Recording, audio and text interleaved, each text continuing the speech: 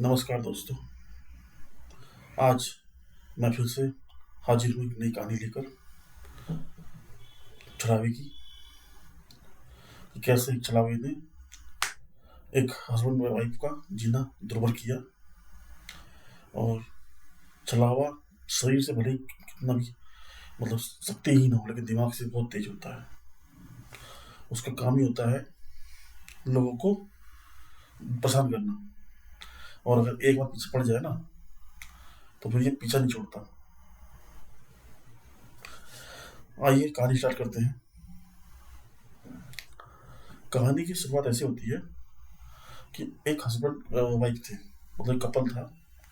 Wife जैसे हमारा होता है इंडियंस में, मोटी ठाड़ी थी। और हस्बैंड बहुत ही पतला था, छोटा था। कुल मिला के बात ये है, हस्बैंड पे वाइफ भारी थी। जब भी घर में लड़ाई होती, अपने हस्बैंड को कूट दिया करती थी। लेकिन कभी भी सबके सामने या घर से बाहर उसको कुछ नहीं बोलती थी। लेकिन घर के अंदर आते ही पूरा हिसाब करती थी। हस्बैंड अपनी वाइफ से बहुत ज़्यादा प्यार करता था और सोचता था कि चलो वाइफ ही तो है, क्या बात होगी। लेकिन दूसरे लोगों के सामने बहुत ही अकड़कर और जिद्दी बने से बात करता था। अब ये शहर में एक किराए के मकान पे ये रहते थे। सो एक दिन मकान मालिक ने बोला कि भाई मकान खाली करो। उसकी कोई पर्सनल रिक्वायरमेंट थी या कोई मजबूरी थी। खैर, इन्हें समझ दिया गया। ये लोग मकान ढूंढने लगे। अब इतने पैसे या कमाई तो थी नहीं कि कहीं पर एक छोटा मोटा घर ले लिया जाए। सो ढूंढना तो किराए पे ही था। सो हस्बैंड को भेजा गया वाइफ के द्वारा एक रिश्तेदार के मकान को देखने के लिए। यह मकान शहर के बाहर और जंगल के करीब था। मतलब शहर के एक तरीके से आउटर एरिया में था। अब ये हस्बैंड वहां गया वाइफ के कहने पे, मकान देख के आया। हाँ, मकान तो सच में बड़ा है और सुंदर भी है और काफी जगह भी है और शुद्ध हवा है बाहर की। लेकिन आसपास के लोगों से भी पूछताछ की, बात की और घर पे वापस आ गया। शाम को वाइफ को बताया, मकान तो अच्छा है, जगह भी ठीक है, लेकिन लोग कहते हैं वहां पर छलावा रहता है, वहां पर कुछ ऊपरी हवा है, तो लोग शाम को निकलना पसंद नहीं करते। वाइफ ने, जो उसकी वाइफ थी ना, वो इतना मनोबल था उसका, इतना शरीर में दम था, रखती थी अगर दो तीन लड़के भी रास्ते में मिल जाए ना, तो उनको पीट सकती थी। अकेली इन पर भारी थी। वो बोलती है, छलावे को तो मैं ही मार दूंगी, चलो तुम चलने की तैयारी करो। खैर, अब ये कपल में सामान बांधा, ये किराए का मकान खाली कर और उस नए मकान में जाकर रहने लगे। अब ये मकान में जाकर रहने लगे, कोई नहीं, कुछ दिन तो सब ठीक था। अभी इनके मकान के सामने एक पूरा खाली छोटा मैदान था। तो शाम के समय बच्चे उस मैदान को मैच खेलने के लिए या दौड़ने के लिए इस्तेमाल करते थे। वहां पर कुछ इन्होंने, बच्चों ने कुछ बैठने का इंतजाम किया था, तो एक दो बेंच भी थी वहां पे, काम चलाओ। तो ये हस्बैंड जाकर बैठ गया बेंच पे। अंधेरा हुआ, बच्चे चले गए। करीबन 7 बजे की बात है या 7:30 का समय रहा होगा। तभी उसके पास एक लड़की रोते हुए आई। उसने देखा कौन है, देखा लड़की है, उम्र 18-19 साल की है। उसने पूछा, बेटा क्यों रो रहे हो? लड़की ने बोला, मैं दूसरे शहर से यहाँ पे आई थी काम के लिए, मेरा पर्स चोरी हो गया, अब मेरे पास वापस जाने के लिए पैसे नहीं है। अब उसने, खैर उसके मन में दया आई, उस हस्बैंड ने पर्स निकाल कर एक 100 का नोट से दे दिया कि जाओ। लड़की और जोर से रोने लगी कि मुझे और पैसे चाहिए। जैसे ही उसने अपना पर्स निकाला और उसको और एक नोट देने लगा, तभी लड़की ने उसका पर्स छीना और जंगल की तरफ भागने लगी। उसने देखा और देखता रह गया हस्बैंड। वो भागा पीछे, देखा लड़की जंगल की तरफ जा रही है जिधर बहुत ही घना जंगल है, और पेड़ों के बीच में जाते जाते उसने अपना रूप चेंज कर लिया। वो लड़की से एक 4 पैर वाला जानवर बन गई और सीधा जंगल के अंदर चली गई। अब हस्बैंड रुक गया, क्योंकि वो जानता था कि जंगल में छलावा है और छलावे से ही उसका भी सामना हुआ है। खैर, दुखी मन से वो घर पे आ गया, सारी कहानी सुनाई वाइफ को। वाइफ ने ये जो पीटा है दबा के, थपकी से दबा के पीटा है, और बोला कल जाके उससे अपना बदला लेके आना और पर्स भी लेके आना, नहीं तो घर में घुसने नहीं देगी। नेक्स्ट डे, अब पहले तो पर्स चोरी हुआ, फिर वाइफ ने पीटा, अब उसके मन में भी गुस्सा था। उसने कहा आज तो छलावे को पकड़कर सारा सारा हिसाब बराबर कर दूंगा। खैर, रात के 8 बजे वो बेंच पे बैठा रहा कि आएगा आएगा, अभी देखता हूँ। देखता रहा देखता रहा देखता रहा, तभी उसने देखा 9 बज गए, अभी तक कोई नहीं आया। तो वो तो रात के 9 बजे। अब एक पुलिस वाला आया, एक डंडा लेके, हवलदार टाइप का, और आकर चिल्लाने लगा, कौन है कौन है, कौन बैठा है यहाँ पे इतनी रात में। उसने बोला साहब मैं हूँ, मैं बैठा हूँ, सामने मेरा घर है। तो उसने बोला झूठ बोलते हो, और आकर वो हवलदार हस्बैंड पे चिल्लाने लगा और इसको टाइट करने लगा, नशा करते हो, ड्रग्स करते हो, और ये तो क्या कर रहे हो इस टाइम यहाँ पे, तलाशी दो। अब उसने तलाशी दी।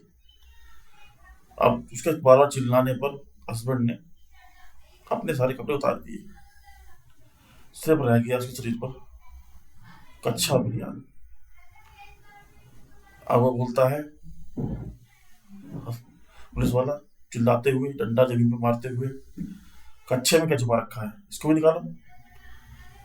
अब वो डर गया, उसने कच्छा बनियान निकाल दिया। अब जैसे ही उसने कच्छा बनियान निकाल कर अपने कपड़ों के ऊपर रख दिया, वो कांस्टेबल ने वो सारे कपड़े उठाए और भागा जंगल की तरफ बहुत तेज। और जैसे ही वो जंगल की तरफ अंदर घुसा, फिर से किसी और जानवर के रूप में बदलकर जंगल में गायब हो गया। अब ये हस्बैंड समझ चुका था कि ये वही छलावा था, और इसने तुम्हारा आज फिर से पागल बना दिया है। कोई बात नहीं, बेचारा घर गया। वाइफ गेट पे वेट कर रही थी। वाइफ को किस्सा सुनाया। वाइफ को चिल्लाते हुए बोला, पहले पर्स दिया है, अब इज्जत भी दिया है वो, कल को जाके उससे हिसाब पूरा करो, नहीं तो घर में नहीं एंट्री होगी। और तो वो सोचने लगा कि क्या करूं। खैर, उसने डिसाइड किया अब वो शाम को पार्क में जाएगा ही नहीं फिलहाल अभी, तो देखता हूँ क्या होता है। ठीक है, कोई दिक्कत नहीं है। एक दिन गुजरा, 2 दिन गुजरा। एक दिन उसकी वाइफ अब शाम के समय अपनी सहेलियों के साथ मार्केट गई थी सब्जी लेने के लिए। उसने भी सोचा, हस्बैंड ने, चलो ठीक है, छत पे चलता हूँ, थोड़ी ताजी हवा खाता हूँ। वो छत पे चला गया और छत पे से उस पार्क को देखने लगा। तभी उसने देखा कि वो जो छलावा था उसके बगल वाले मकान में से उसे उसके मकान के बगल में जो एक प्लॉट था जिसमें कीचड़ भरी हुई थी, उसमें कूदा और गायब हो गया। वो समझ गया ये छलावा ही है और मैं इसके पीछे नहीं जाऊंगा। तभी अचानक नीचे सीढ़ियों से उसकी बीवी चिल्लाते हुए आई ऊपर को कि पहले पर्स दिया या फिर इज्जत दिया या अब क्या, और फिर बाबा के मुझसे पिटता है, शर्म नहीं आती क्या? जा, इस छलावे को पीछे कर और इससे अपना बदला ले।